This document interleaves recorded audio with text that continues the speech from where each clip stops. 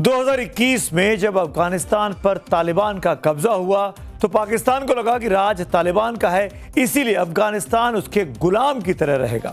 अब जिस पाकिस्तान के पास अपने खाने के लिए दाने नहीं है, वो भला दूसरे देश पर कैसे प्रभाव जमाता।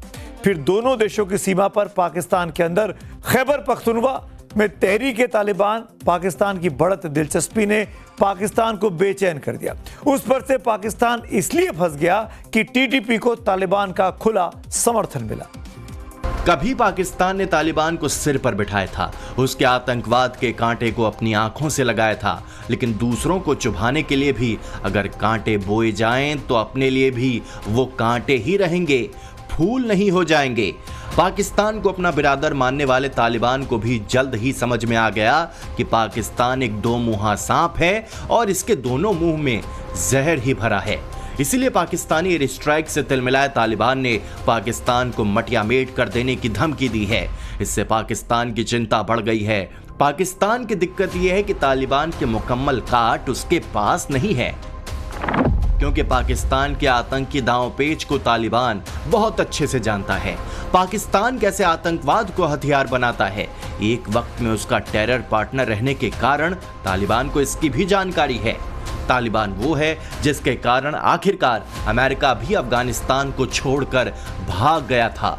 इसीलिए पाकिस्तान को उसके लड़ाके तेवर का अच्छे से एहसास है और इसीलिए पाकिस्तान को डर सता रहा है कि कभी भी कहीं भी तालिबान उसके यहाँ विध्वंसक धमाका कर सकता है। पाकिस्तान ने कभी गुड तालिबान कहकर जिस अफगानिस्तान में अपनी गैर जरूरी पैठ बनाने की कोशिश की थी, आज वही बैड तालिबान बनकर पाकिस्तान की ईंट से ईंट बजाने की तैयारी कर रहा है। तहरीक तालिबान पाकिस्तान के बरखिलाफ काम कर रहा था, लेकिन तालिबान जो था वो पाकिस्तान के समर्थक थे।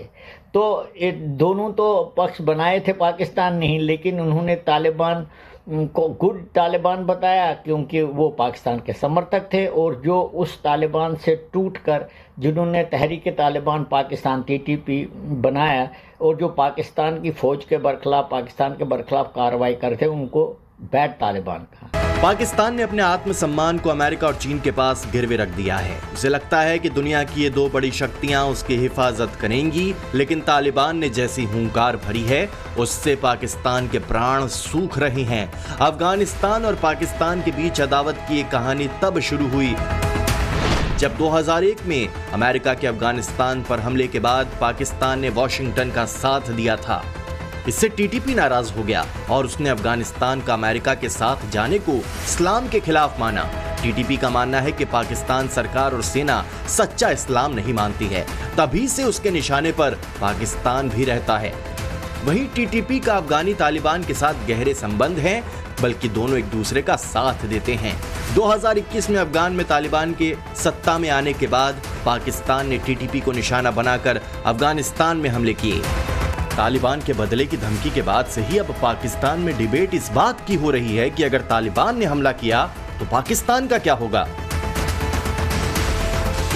अफगानिस्तान के डर से पाकिस्तान सहमा हुआ है। तालिबान का खौफ पाकिस्तान के army chief general Asim Munir और प्रधानमंत्री शहबाज शरीफ को रात भर सोने नहीं देता। इस साल जब पाकिस्तान और अफगानिस्तान में तनातनी बढ़ी तो पाकिस्तान को अरब देशों खासकर कतर की याद आई। पाकिस्तानी सेना को लगता है कि कतर पर्दे के पीछे से तालिबान को पूरा समर्थन दे रहा है।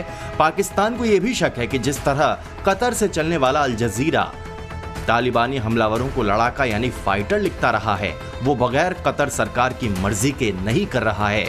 पाकिस्तान की दिक्कत यह है कि उसने सऊदी अरब से 60 गांठ करके कतर को अपना दुश्मन बना दिया और अब तालिबान के कहर से उसको कोई बचा सकता है तो वो कतर है।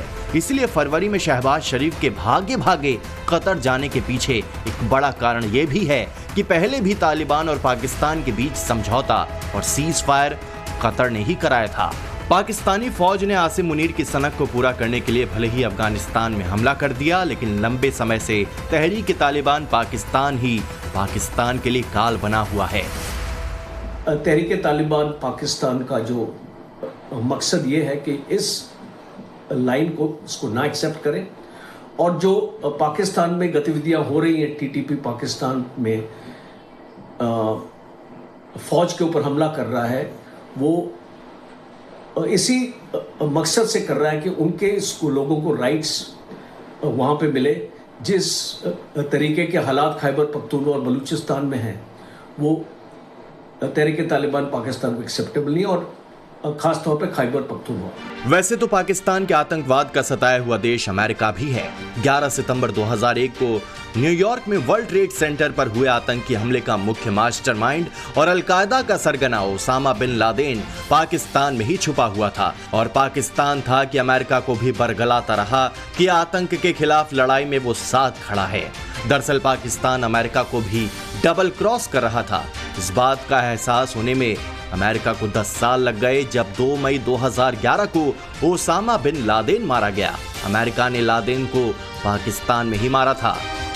जब ये जो ओसामा बिन लादेन की बात होती है तो वो उसमें कोई शक नहीं है कि पाकिस्तान उसको सपोर्ट कर रहा था। पाकिस्तान के मिलिट्री कैंप के में साथ ही उसको पनाह दे रखी थी, और पाकिस्तान आर्मी उसको पूरी प्रोटेक्शन दे रही थी, और पाकिस्तान के पास कोई ऑल्टरनेटिव नहीं था, बिकॉज यूएस प्रेशर इतना था और यूनाइटेड स्टेट्स के प्रेशर की वजह से ओसामा बिन लादेन को कॉम्प्रोमाइज़ किया गया है। इसमें पाकिस्तान आर्मी का भी बहुत बड़ा हाथ था, और पूरे इंटेलिजेंस कोऑर्डिनेट्स पाकिस्तान आर्मी ने यूएस आर्मी को दिए, और उसके बाद यूएस आर्मी ने ऑपरेशन किया और पाकिस्तान की धरती के अंदर जाके ही ये ऑपरेशन हुआ। दूसरी तरफ भारत तो पिछले 4 दशक से पाकिस्तानी आतंकवाद का प्रत्यक्ष शिकार है।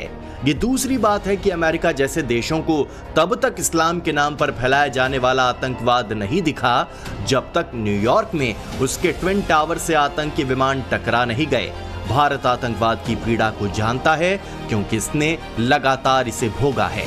इसलिए जब पाकिस्तान ने अफगानिस्तान में मासूमों पर हमला किया तो भारत की भी प्रतिक्रिया आई सधे अंदाज में।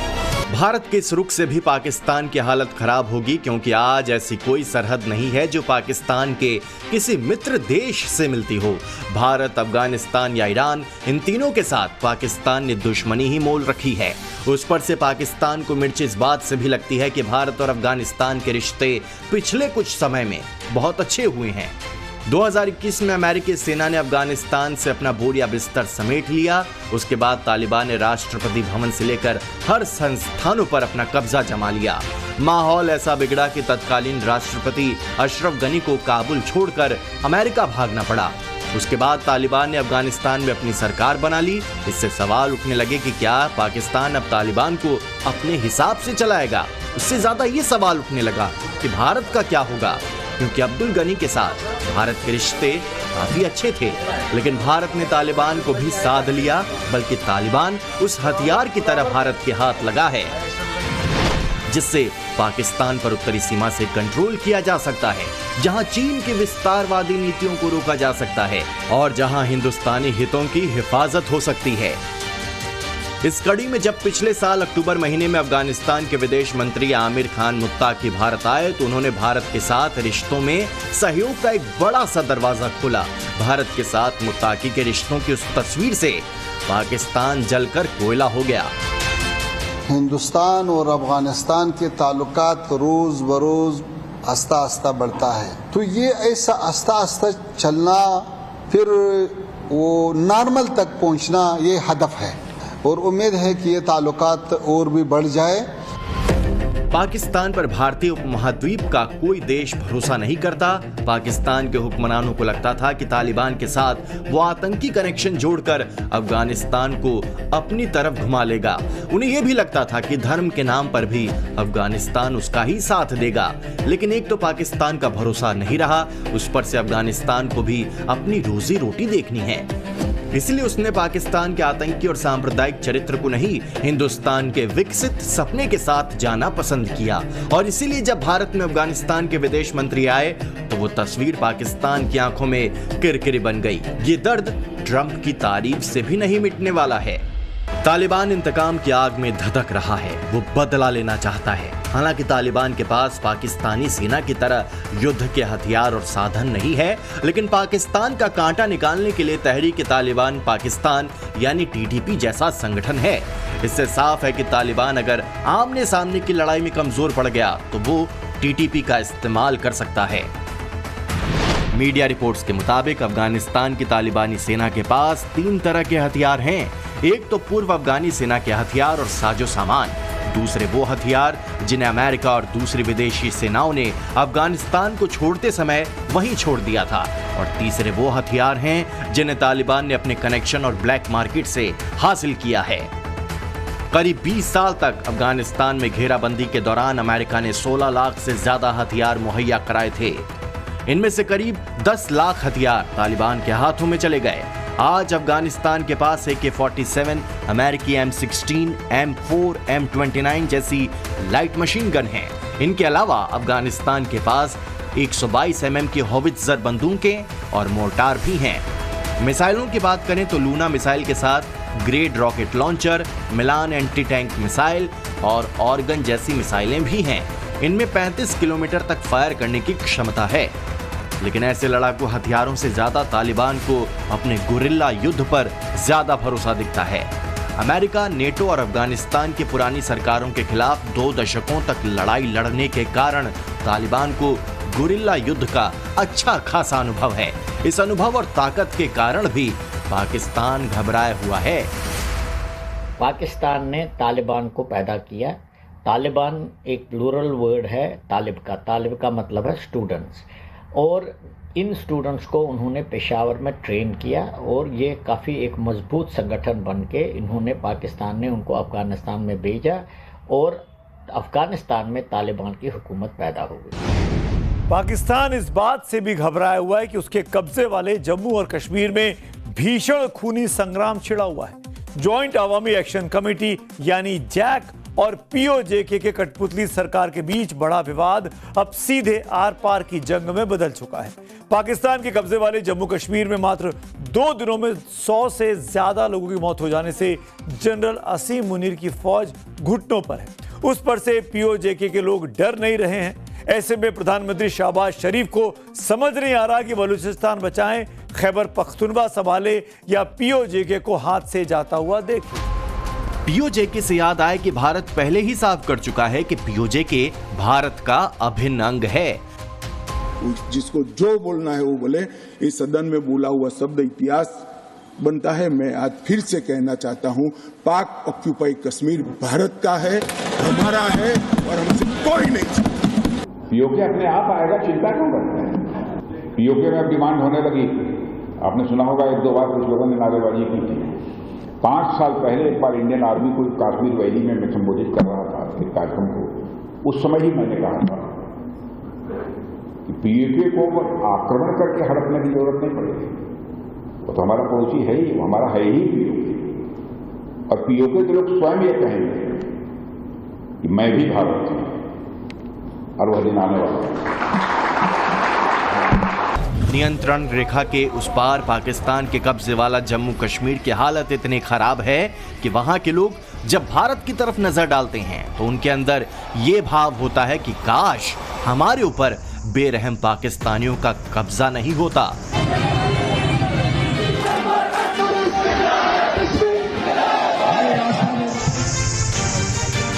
इसलिए पीओजेके में पाकिस्तान विरोधी नारों का ऐसा बवंडर उठा है कि रावलपिंडी का मिलिट्री हेडक्वार्टर थर-थर कांप रहा है। पीओजेके की आवाम के दिलों से अब खौफ का जनाजा उठ चुका है। उन्हें न तो फील्ड मार्शल असीम मुनीर की उस वर्दी से डर लगता है जिस पर बेगुनाहों के खून के दाग है, न ही प्रधानमंत्री शहबाज शरीफ की उन गीदड़ धमकीनुमा बयानों की कोई परवाह है। अब लड़ाई आर पार की है और मांग सीधे मुक्ति की है। मुनीर की फौज इस बगावत को दबाने के लिए गोलियां चलवा रही थी, अब वो बगावत उसके ही गले की हड्डी बन चुकी है। पाकिस्तान के अपने पूर्व मिलिट्री अफसर दबी जुबान में नहीं बल्कि खुलेआम मान रहे हैं कि ये अब हक की लड़ाई नहीं रही, ये पाकिस्तान से मुकम्मल आजादी का एजेंडा बन चुका है। यानी जम्मू और कश्मीर के जिस हिस्से पर पाकिस्तान ने कब्जा कर रखा है, वहां के लोग ही मुनीर को भगाने के लिए मचल रहे हैं। सुलग सिर्फ पीओजे के नहीं रहा, बल्कि उसके ठीक ऊपर गिलगित बाल्टिस्तान में पाकिस्तान चुनाव का ढोंग रच रहा है। भारत की सीमा से सटे इस पूरे हिस्से पर पाकिस्तान का कब्जा सिर्फ कागजों और बंदूकों के दम पर है, लेकिन आम आदमी ने वहां से पाकिस्तान का नाम मिटाने की कसम खा ली है। 31 मई को हुए जबरदस्त आंदोलन के ऐलान के बाद पाकिस्तानी कब्जे वाले जम्मू और कश्मीर की सड़कों पर करो या मरो के जज्बात के साथ लोग लगातार उतर रहे हैं। न उन्हें मुनीर का डर है, न ट्रंप या जिनपिंग का, और यही हाल बलूचिस्तान का भी है, जहां बलूच लोग अपनी मुकम्मल आजादी की मांग कर रहे हैं। पाकिस्तान ये सोचता है कि वो ताकत के बल पर बलूचिस्तान को दबा लेंगे। गलत। ताकत के बल पर तो वो डोसाइल बांग्लादेशियों को भी नहीं दबा पाए। अब ये तो मार्शल कौम है, इसको दबाने का सवाल ही नहीं उठता। और बीएलए ने दिखा दिया है कि वो आए दिन पाकिस्तान के सोल्जर्स के ऊपर फिदाइन हमला करते हैं, उनकी मजीद ब्रिगेड है, और रेल के ऊपर हमला करते हैं। कुल मिला के स्थिति ये है कि पाकिस्तान के बस की बलूचिस्तान को कंट्रोल में करना मुश्किल है। रिपब्लिक ऑफ बलूचिस्तान का बनना तय है। बलूचिस्तान आजादी के समय से ही पाकिस्तान के धोखे का शिकार है। एक तरफ पाकिस्तान के ज्यादातर प्राकृतिक संसाधन बलूचिस्तान में है, तो दूसरी तरफ उसके साथ लगातार भेदभाव भी होता रहता है। बल्कि अब तो बलूचिस्तान में जन आंदोलन इतना तेज हो गया है कि वहां के सरकारी कर्मचारी भी सड़कों पर उतर आए हैं। बढ़ती हुई महंगाई और घटती हुई तनख्वाह ने लोगों की कमर तोड़ दी है, लेकिन इससे बढ़कर अपने को उपेक्षित पाते इलाके भारत की तरफ बड़ी उम्मीद भरी नजरों से देख रहे हैं। खुद प्रधानमंत्री नरेंद्र मोदी लाल किले से पाकिस्तान के सताए हिस्सों का दर्द और उनके लिए भरोसे की तस्वीर पेश कर चुके हैं। पिछले कुछ दिनों से बलूचिस्तान के लोगों ने, गिलगिट के लोगों ने, पाक ऑक्युपाइड कश्मीर के लोगों ने, वहां के नागरिकों ने जिस प्रकार से मुझे बहुत बहुत धन्यवाद दिया है, जिस प्रकार से मेरा आभार व्यक्त किया है, मेरे प्रति उन्होंने जो सद्भावना जताई है, दूर दूर बैठे हुए लोग, जिस धरती को मैंने देखा नहीं है, जिन लोगों को विषय में मेरी कभी मुलाकात नहीं हुई है, लेकिन ऐसे दूर सुदूर बैठे हुए लोग हिंदुस्तान के एक प्रधानमंत्री को अभिनंदन करते हैं, उसका आदर करते हैं, तो मेरे 125 करोड़ देशवासियों का। अब तो आलम यह है कि दुनिया भी मान चुकी है कि पाकिस्तान के हुक्मरान अपने ही देश के एक बड़े हिस्से को अपने जुल्म सितम का शिकार बनाते हैं। बात बलूचिस्तान की हो या पाकिस्तानी कब्जे वाले जम्मू और कश्मीर की, इनकी गूंज 7 समंदर पार तक सुनाई पड़ रही है। ब्रिटिश संसद में पीओजेके में हिंसा का मुद्दा उठा, वहां के 30 सांसदों ने खत लिखकर पाकिस्तान के खिलाफ मानवाधिकार के हनन के गंभीर आरोप लगाए हैं। ये आवाज शहबाज और मुनीर के कानों तक भी जाती होंगी, लेकिन सवाल है कि क्या वो सुनेंगे? पाकिस्तानी कब्जे वाला जम्मू और कश्मीर हो या बलूचिस्तान का बागी इलाका या फिर सीमा पर अफगानी जाबाजों से भिड़ंत, पाकिस्तान अपने अंत की ओर बढ़ रहा है। वो इस तरह घिरा हुआ है, उसके army chief general Asim Munir अपनी वर्दी पर चाहे जितने मेडल सजा लें, लेकिन उनकी रणनीति में हर रोज होते छेद उनके मेडल की चमक को फीका और बहुत फीका कर रहे हैं। और पाकिस्तान की आवाम इस चिंता में डूबी जा रही है कि शहबाज और मुनीर की जोड़ी तो मुल्क को ले डूबेगी। तो आज मेरे साथ इतना ही। बहुत बहुत शुभ रात्रि।